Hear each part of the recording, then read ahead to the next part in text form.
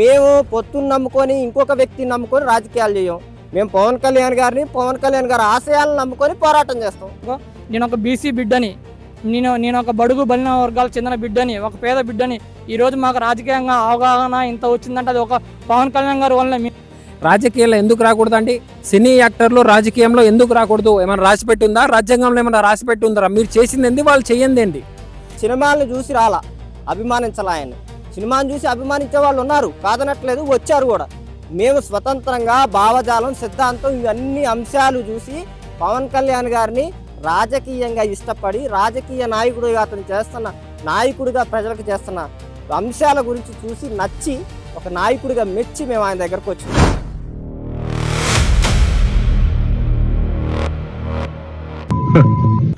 రామచంద్రరావు గారు ఏమంటున్నారంటే, సినిమా పిచ్చి ఉన్న వాళ్ళే పవన్ కళ్యాణ్ గారిని అభిమానిస్తారు, సినిమా వాళ్ళే పవన్ కళ్యాణ్ గారిని అభిమానిస్తారంటే, ఆ సినిమాకి సంబంధించిన వ్యక్తే రాజకీయాల్లో వచ్చి జాతీయ సమగ్రత అనే అంశం మీద కొట్లాట చేస్తాడు. అదే వ్యక్తి, ఆ సినిమాల నుంచి వచ్చిన వ్యక్తే జాతీయ రాజకీయాల్లో, దేశ రాజకీయాల్లో నరేంద్ర మోదీ గారు లాంటి నాయకుడు ఉండాలి, ఉంటేనే దేశం బాగుంటుందని పోరాటం చేస్తాడు. అదే సినిమా పిచ్చున్న నాయకుడు, సినిమా నుంచి వచ్చిన నాయకుడే ఏదైతే తన జీతాన్ని అనాథ పిల్లలకు పంచిపెడతాడు. అదే సినిమా నుంచి వచ్చిన నాయకుడు ఏదైతే గిరిజన ప్రాంతాల్లో రోడ్లు వేసాడు. అదే సినిమా పిచ్చి నుంచి వచ్చిన నాయకుడు 75 సంవత్సరాలు కరెంటు చూడని ప్రాంతాలకి కరెంట్ ఇచ్చాడు. అదే సినిమా పిచ్చున్న నాయకుడు ఒక అర్జీ పట్టుకొని పోతే సమస్యని పోతే సమస్యలు తెచ్చాడు. అదే సినిమా పిచ్చున్న నాయకుడు 2001 తర్వాత కొన్ని వేల కోట్ల రూపాయలని ప్రభుత్వాలకి అనేక సమస్యల మీద ఖర్చు పెట్టిండు.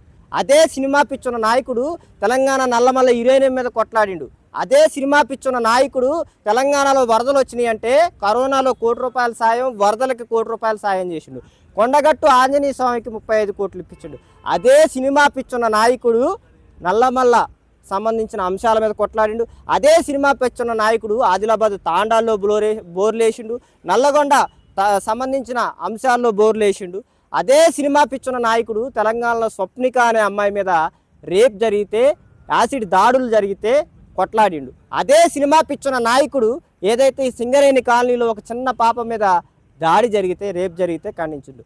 అదే సినిమా పిచ్చున్న నాయకుడు తెలంగాణ గౌరవం గురించి వచ్చిన ప్రతిసారి పతాక స్థాయిలో మాట్లాడి, అదే సినిమా పిచ్చున్న నాయకుడు తెలంగాణలో ఏదైతే ధర్నా చౌకులను ఎత్తేస్తే తెలంగాణ నేల విప్లవానికి స్ఫూర్తి అని చెప్పేసి దాని మీద కొట్లాడిన వ్యక్తి.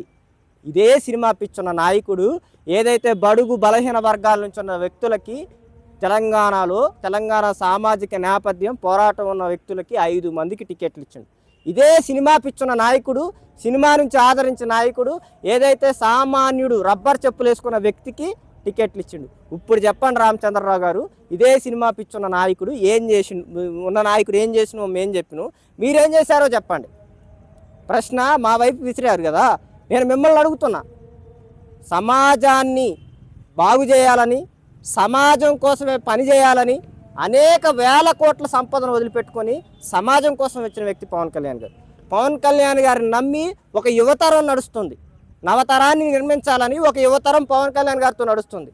మీరు అర్థం చేసుకోండి రామచంద్రరావు గారు, ఇలాంటి వ్యాఖ్యలు చేయటం తగదు. మేము బీజేపీ వ్యక్తులకు కానీ, బీజేపీ దేశ నాయకులకు కానీ, రాష్ట్ర నాయకులకు కానీ పవన్ కళ్యాణ్ గారు ఎంత గౌరవిస్తున్నారు, వారి పట్ల మాట్లాడేటప్పుడు ఎంత గౌరవంగా మాట్లాడుతున్నారు. జంతర్ మంతర్లో ఒక ధర్నా జరిగితే నరేంద్ర మోదీ గారి పట్ల మాట్లాడిన విధానాన్ని ఖండించింది పవన్ కళ్యాణ్ గారు. మీరు గుర్తుంచుకోండి దయచేసి. మేము ఒకటే ఇక్కడి నుంచి పిలుపునిస్తున్నాం రామచంద్రరావు గారికి, మేము సినిమాలను చూసి రాలా, అభిమానించాలా ఆయన్ని. సినిమాను చూసి అభిమానించే వాళ్ళు ఉన్నారు, కాదనట్లేదు, వచ్చారు కూడా. మేము స్వతంత్రంగా భావజాలం, సిద్ధాంతం, ఇవన్నీ అంశాలు చూసి పవన్ కళ్యాణ్ గారిని రాజకీయంగా ఇష్టపడి, రాజకీయ నాయకుడిగా అతను చేస్తున్న నాయకుడిగా ప్రజలకు చేస్తున్న అంశాల గురించి చూసి నచ్చి, ఒక నాయకుడిగా మెచ్చి మేము ఆయన దగ్గరకు వచ్చినాం. అన్న, జనసేన అంశంలో ఒకటే చెప్తున్నాం, మేము అధికారం కోసం పాకులాడే వ్యక్తులం కాదు. మా దశాబ్ద కాల పోరాటంలో ప్రజల కోసం పోరాటం చేసినాం, ప్రజా సమస్యల మీద పోరాటం చేసినాం. మేము అధికారం కోసం దృష్టి పెట్టాం, ప్రజా సమస్యల మీద దృష్టి పెడతాం, ప్రజలు మాకు అధికారాన్ని ఇస్తాం. మేము ఎవరితో పొత్తు పెట్టుకోవాలి, కళ్యాణ్ గారు బీజేపీతో పొత్తు పెట్టుకుందామంటే పొత్తులో పనిచేస్తాం. కళ్యాణ్ గారు వద్దు బరి గీసి కొట్లాడండి అంటే కొట్లాడతాం. మేము పొత్తుని నమ్ముకొని ఇంకొక వ్యక్తిని నమ్ముకొని రాజకీయాలు చేయం. మేము పవన్ కళ్యాణ్ గారి ఆశయాలను నమ్ముకొని పోరాటం చేస్తాం. తెలంగాణలో నేను చెప్తున్నాను కదా, ఇక్కడ నుంచి రామచంద్రరావు గారికి మిగిలిన వ్యక్తులకి ఒకటే పిలుపునిస్తున్నాం. తెలంగాణలో జనసేన ఆత్మగౌరవపు జెండాని ఎగరవేస్తాం. తెలంగాణ గోల్కొండ మీద ఒకరోజు జనసేన జెండా ఎగిరిద్ది, గుర్తుపెట్టుకోండి. మాకు ఆ క్యాపబిలిటీ ఉంది. మేము ప్రజా సమస్యల గురించి మాట్లాడే సత్తా ఉన్న వ్యక్తులు. మేము ప్రజల మోసం చేసే వ్యక్తులం కాదు, ప్రజల కోసం రాజకీయాలు చేయాలని వచ్చిన వ్యక్తులం. కాబట్టి ఒకటే అంశం తెలియజేస్తున్నా, పొత్తుల గురించి వచ్చినప్పుడు మా అధినేత ఏది నిర్ణయిస్తే అది మాది శిరోధార్యంగా భావించి మేము కళ్యాణ్ గారి కోసం పనిచేస్తాం. రాబోయే జిహెచ్ఎంసీ ఎన్నికల్లో ఏంటంటే, గతంలో ఏదైతే కళ్యాణ్ గారి ఆదేశాలతో మేము పోటీ చేద్దామని చివరి నిమిషం వరకు సంసిద్ధంగా ఉన్నా, ఏదైతే కళ్యాణ్ గారి ఆదేశాలతో బీజేపీతో కలిసి పోటీ చేయడం జరిగింది. కళ్యాణ్ గారు ఒక నిర్ణయాన్ని ఇచ్చారు కాబట్టి ఇప్పుడు రాబోయే జిహెచ్ఎంసీలో కూడా మేము చెప్తున్నాం. మా రాష్ట్ర నాయకులు ఇన్ఛార్జ్ శంకర్ గౌడ్ గారు కూడా ఆల్రెడీ చెప్పారు, రామ్ తాలూరి గారు కూడా ఆల్రెడీ చెప్పారు.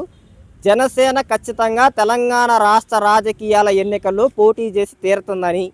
ఒకవేళ బీజేపీ కనుక మమ్మల్ని తిరస్కరించే పరిస్థితి వస్తే 100కు 100% ఖచ్చితంగా జనసేన తెలంగాణ రాష్ట్రంలో పోటీ చేస్తుంది. మాకు ఓట్ షేర్ ఉంది, ప్రజలు మా పట్ల నిబద్ధతతో ఉన్నారు, నిజాయితీతో ఉన్నారు. మేము పారదర్శకతతో రాజకీయాలు చేస్తున్నామని తెలంగాణ ప్రజల పట్ల, తెలంగాణ బిడ్డల పట్ల అభిప్రాయం ఉంది.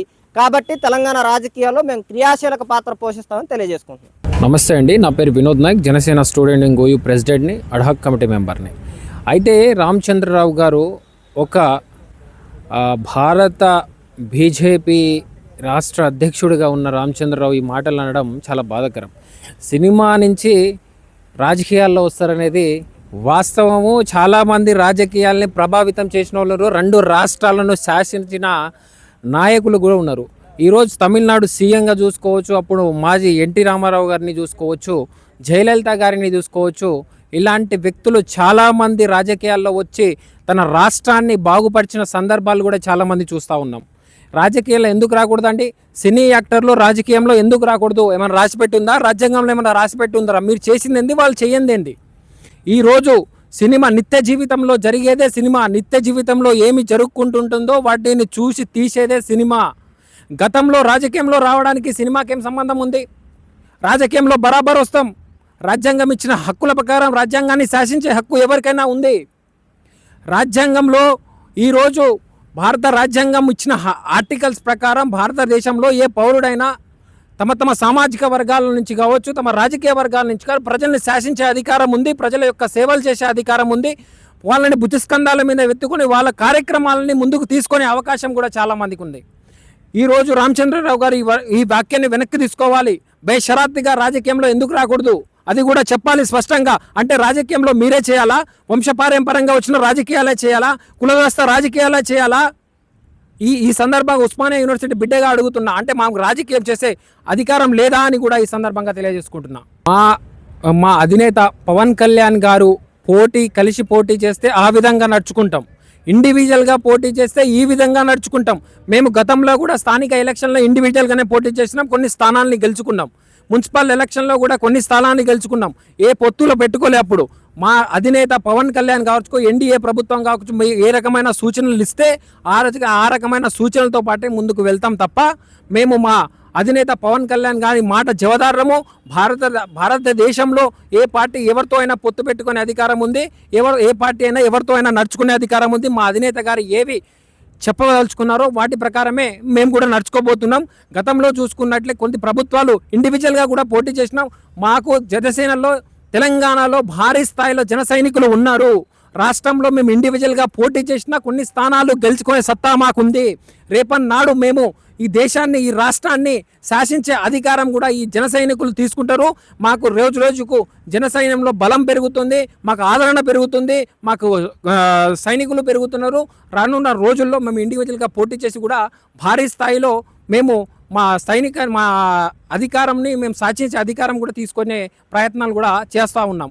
ఈసారి జిహెచ్ఎంసీ ఎలక్షన్లో కూడా మేము ఒంటరిగానే పోటీ చేయబోతున్నాం. మా సత్తా ఏందో, జన సైనికుల సత్తా ఏందో మేము గెలిచి చూపిస్తామని కూడా ఈ సందర్భంగా తెలియజేసుకుంటున్నాం. కాంగ్రెస్ పార్టీ మన తెలంగాణ పార్టీ, బీజేపీ పార్టీ మన తెలంగాణ పార్టీ? చెప్పండి. ఇప్పుడు దేశంలో ఏ పార్టీ అయినా ఎక్కడైనా స్థాపించుకోవచ్చు, ఏ పార్టీ ఏ అధికారమైనా తీసుకోవచ్చు. భారతదేశంలో అది మనకు కల్పించిన హక్కు. దాని ప్రకారమే మాకు పార్టీ అధినేత ఇక్కడొచ్చి సీఎం అవుతామని చెప్తలేదు. ఇప్పుడు టీఆర్ఎస్ కావచ్చు, బీజేపీ కావచ్చు, జనసేన కావచ్చు, ఏ పార్టీ అయినా ఎక్కడైనా పోటీ చేయవచ్చు. వేరే వేరే రాష్ట్రాల నుంచి వచ్చింది. అప్పుడు టీఆర్ఎస్, ఇప్పుడు కాంగ్రెస్ పార్టీ మన తెలంగాణ పార్టీ కాదు, దేశంలో అంతా ఉన్న పార్టీ. బీజేపీ మన తెలంగాణ పార్టీ కాదు. వాళ్ళని కూడా స్వీకరించినారు. వాళ్ళ భావాచారాలు, వాళ్ళ సిద్ధాంతాలను నచ్చి ఏ పార్టీ ఎక్కడైనా స్థాపించుకోవచ్చు. ఇప్పుడు కవిత గారు మాట్లాడుతున్నది అంటే ఎలివేషన్ ఉన్న నాయకుడు, జనసేన దూసుకోబోతుంది, తెలంగాణలో నెంబర్ 1 స్థాయికి చేరుకోబోతుంది. వాళ్ళని విమర్శిస్తే మనం గుర్తింపు పొందుతాం. ఇప్పుడు బీఆర్ఎస్ వాళ్ళు తిడితే వాళ్ళు గుర్తింపు పొందుతాం. కాంగ్రెస్ పార్టీ తిడితే మేము సభ పెడితేనే పర్మిషన్ ఇవ్వనోళ్ళు, మాతో భయం లేని వాళ్ళు ఈరోజు మమ్మల్ని కూడా మాటలు చెప్పబట్టే.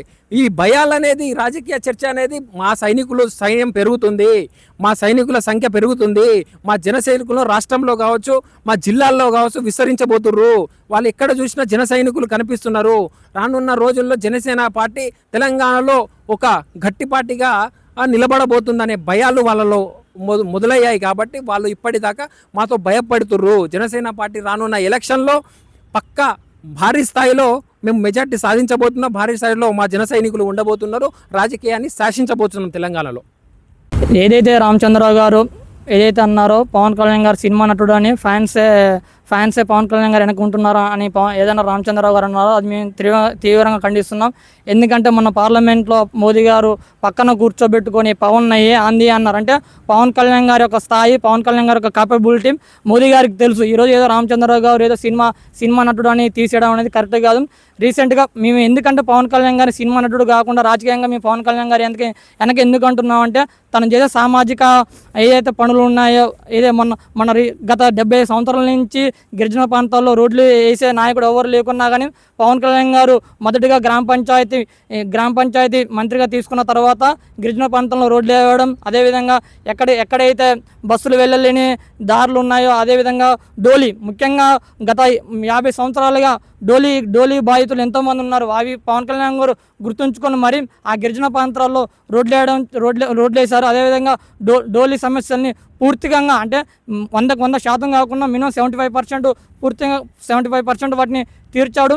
అదేవిధంగా మేము ముఖ్యంగా రామచంద్రరావు గారు ఏదైతే ఈరోజు తెలంగాణలో జనసేన పార్టీ బలంగా ముందుకెళ్తుంది. మాకు 1,00,000 మంది కార్యకర్తలు ఉన్నారు, 1,00,000 మంది సభ్యత్వం అయింది. వివిధ జిల్లాలో వివిధ నాయకులు ఉన్నారు, కొత్త నాయకులు వస్తున్నారు, జంజి నాయకులు వస్తున్నారు. రీసెంట్గా మొన్న అంతకుముందుకు 2018లో జిహెచ్ఎంసీ ఎన్నికల్లో పోటీ చేయడానికి ముందున్నా కానీ లాస్ట్ మినిట్లో ఏదైతే పవన్ కళ్యాణ్ గారు వద్దు మన బీజేపీకి మద్దతు ఇవ్వాలనే ఒక మాటతోనే మేము ఆ రోజు ఎన్నికల నుంచి రద్దయి మరి మా నాయకులందరూ రద్దయి మరి మేము బీజేపీకి మద్దతు ఇచ్చాం. అది ఒకసారి రామచంద్రరావు గారు గుర్తుపెట్టుకోవాలి. ఎందుకంటే ఈరోజు మీరు మాటలు మాట్లాడి మీరు అయిపోవడం కాదు. మీరు ఏదైతే పవన్ కళ్యాణ్ గారికి మోదీ గారికి మధ్య సంబంధం బాగుంది, అది మీరు ఒకసారి గుర్తుపెట్టుకోండి.